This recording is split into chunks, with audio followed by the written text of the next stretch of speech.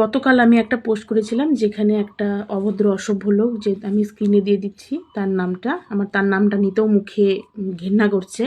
তো তোমরা দেখতেই পাচ্ছ কীরকম একটা কমেন্ট করেছে। প্রথমে ভেবেছিলাম কমেন্টটা আমি শেয়ার করব না, কিন্তু ভাবলাম কেন ভাই, কেন পিছিয়ে থাকবো, কেন করব না, কেন ভয় পাবো? হ্যাঁ, উনি যে এরকম কমেন্ট করছে পাবলিকলি, ওনার এত বড় মানে এতটুকু বোধ নেই যে আমি ওনাকে যে এত নোংরা কমেন্ট করছি তার পরিণাম কি হতে পারে। কিছুদিন আগে যে গোবরডাঙ্গায় এত বড় একটা ঘটনা ঘটে গেল, তা দেখেও উনাদের মতন মানুষ, কিছু কিছু মানুষের এতটুকু বোধ হয় না যে এটার পরিণাম কি হতে পারে।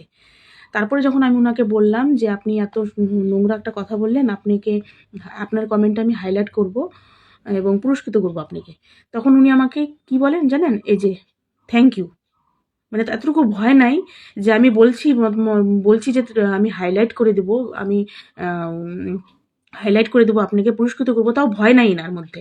তাহলে কতটা নির্লজ্জ, বেহায়া, অসভ্য। ইনি যেরকম আমাকে ওপেনলি এভাবে বলতে পারছে, তার হয়তো মেয়ে আছে নিশ্চয়ই, মা আছে, ওয়াইফ আছে, তাদের সাথে বুঝি এরকম কথা বলে, মানে এর থেকেও নোংরা নোংরা কথা বলে। তাহলে এরকম মানুষকে কি করা উচিত তোমরাই বলো।